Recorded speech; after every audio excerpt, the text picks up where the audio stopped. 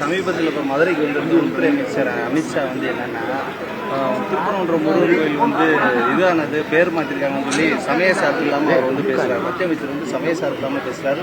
தமிழக அரசு மேலே வந்து குற்றச்சாட்டு வைக்கிறார்.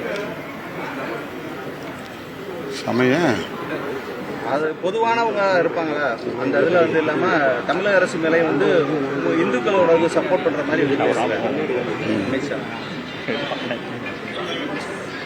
திருப்பரங்குன்றம் முருகன் கோயில் வந்து பேர் மாற்றிருக்காங்க வச்சிருக்காங்க சொல்லி சர்ச்சை கிளப்புன்றதுமா பேசியிருக்காங்க.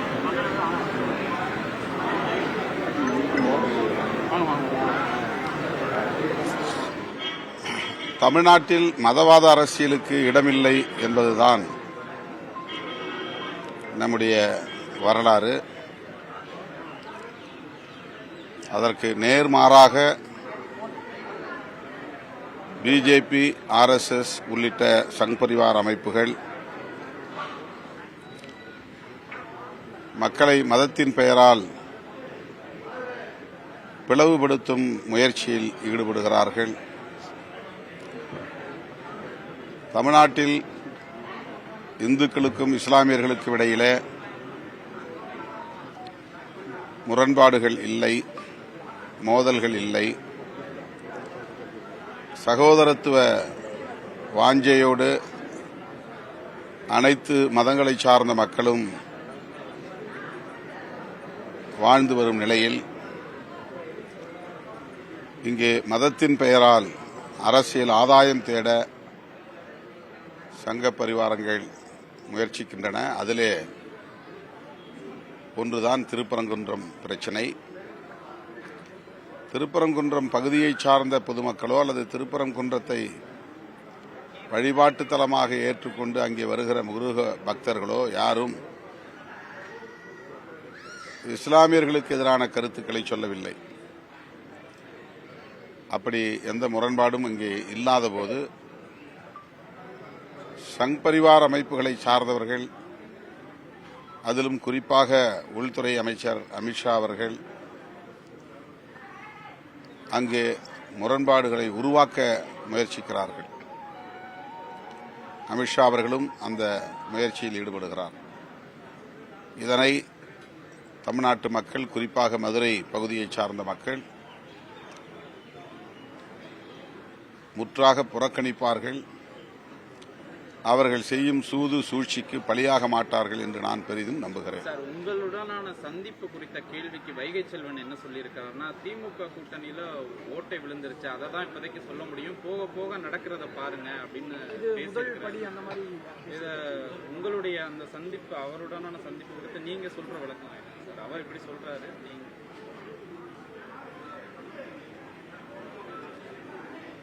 நட்பின் அடிப்படையில் அந்த சந்திப்பு நிகழ்ந்தது, அவ்வளவுதான். அண்மையிலே ஒரு நிகழ்வில் நாங்கள் பங்கேற்கக்கூடிய ஒரு வாய்ப்பு அமைந்தது.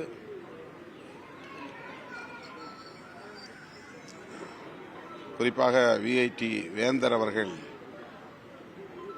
ஒருங்கிணைத்த நிகழ்ச்சியில் நாங்கள் பங்கேற்றோம்.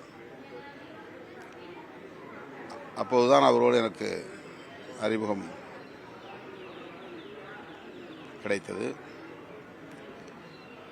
அதன் பின்னர் திருச்சிராப்பள்ளியிலே நாங்கள் மதசார்பின்மை காப்போம் பேரணி நடத்திய சூழலில் அங்கே ஒரு தனியார் விடுதியில் தங்கியிருந்தோம். அவரும் பக்கத்து அறையிலே தங்கியிருந்தார். எனக்கு ஒரு புத்தகத்தை அவர் பரிசீலித்தார் அந்த சந்திப்பின் போது, அவ்வளவுதான். விடுதலை போரில் சீர்காழி என்கிற ஒரு புத்தகம் அவர் எனக்கு வழங்கினார். பலரின் முன்னிலையில் நடந்த ஒரு சந்திப்பு, அரசியல் ஏதும் பேசாமல் நடந்த சந்திப்பு. அவர் இலக்கிய தளத்தில் என்ன செய்து வருகிறார் என்பது குறித்து என்னிடத்திலே மகிழ்ச்சியோடு பகிர்ந்து கொண்ட ஒரு தருணம், அவ்வளவுதான். அவரும் அரசியல் பேசவில்லை, நானும் அரசியல் பேசவில்லை. சார், அவர் இப்படி சொல்றதுக்கு காரணம் ஒருவேளை உங்களுடைய கூட்டணியில சலசலப்பை உண்டு பண்ணுறதுக்காக சொல்லாருன்னு நீங்க எடுத்துக்கலாம். அது எனக்கு தெரியாது, அவர் ஏன் அப்படி சொன்னார்னு தெரியல.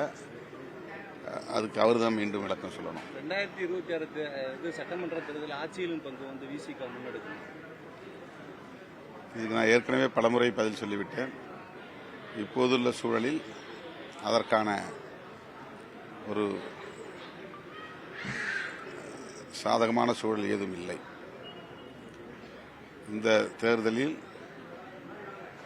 சனாதன சக்தியாக இருக்கிற பாஜக உள்ளிட்ட சங் பரிவார்கள் அதிமுகவோடு சேர்ந்து வலிமை பெற முயற்சிக்கிற சூழலில் அதனை முறியடிக்க வேண்டும் என்பதில் தான் நாங்கள் உறுதியாக இருக்கிறோம். சார், குறிப்பா எல்லா கட்சிகளுமே இந்த ஆட்சியில பங்குன்றத இப்ப பாமக என்ன சொன்னா நம்ம 6 அமைச்சர் தரணும் அப்படின்னு அன்புமணி பேசுறாரு. தேமுதிக ஒரு பக்கம் அவங்களும் இந்த ஆட்சியில பங்குங்கிற நல்ல விஷயம் தான் பேசுறாங்க. இப்படி எல்லாருமே ஓரளவு பேசும்போது நீங்க மட்டும் அந்த பழைய ஸ்டாண்ட்லயே. நான் பிராக்டிக்கலா பேசுறேன். அவங்க இதெல்லாம் நான் பேசுற காலத்தில் அவங்க பேசல. 2015 2016 இந்த காலகட்டத்தில் 10 ஆண்டுகளுக்கு முன்பு தமிழகத்தில் கூட்டணி ஆட்சி என்கிற பெயரில் ஒரு கருத்தரங்கத்தையே ஒருங்கிணைத்த கட்சி விடுதலை சிறுத்தைகள் கட்சி. என்னுடைய தலைமையிலே அந்த கருத்தரங்கம் நடைபெற்றது.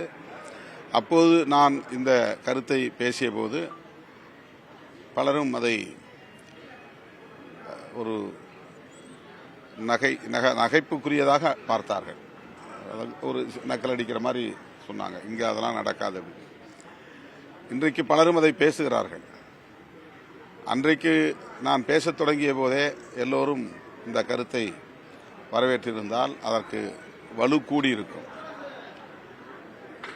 இதற்கிடையிலே நாம் சந்தித்த தேர்தல்களில் அது இன்னும் விரிவாக பேசப்பட்டிருக்கும். இப்போது அவர்கள் பேசத் தொடங்கியிருக்கிறார்கள். நாங்கள் அந்த கருத்திலே மாறுபடவில்லை, அதில் உடன்படுகிறோம். கூட்டணி ஆட்சி என்பதிலே எங்களுக்கு மாறுபட்ட கருத்து கிடையாது, வேண்டாம் என்கிற நிலைப்பாடு கிடையாது. ஆனால் அந்த கோரிக்கையை வைக்கக்கூடிய அளவுக்கான சூழல் இன்னும் இங்கே கனியவில்லை என்பதுதான் என்னுடைய கருத்து.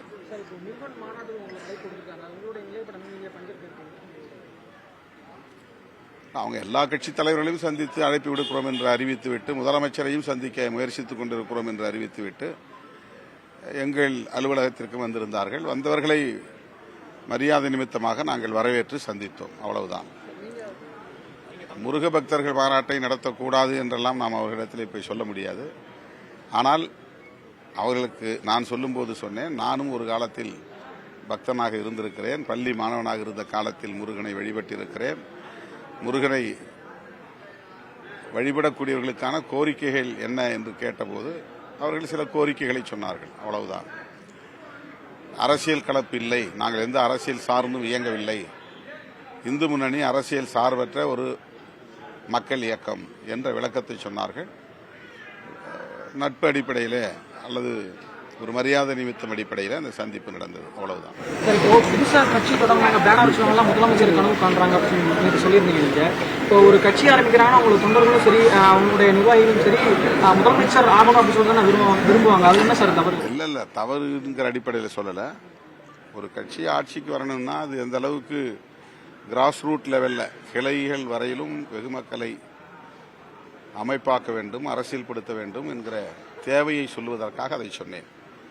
திமுக அதிமுக ஆகிய 2 கட்சிகளும் இன்றைக்கு 1 லட்சத்துக்கும் மேற்பட்ட வாக்குச்சாவடிகளில் வாக்குச்சாவடி முகவர்களை போடக்கூடிய ஒரு கட்டமைப்பை கொண்டிருக்கிறது. அந்த உள்ளீடான கட்டமைப்பு வசதிகளை கொண்ட ஒரு அரசியல் கட்சி ஆட்சிக்கு வருவதற்கான வாய்ப்புகளை பெற்றிருக்கிறது என்பதை சொல்லுகிற போது இதை சொன்னேன்.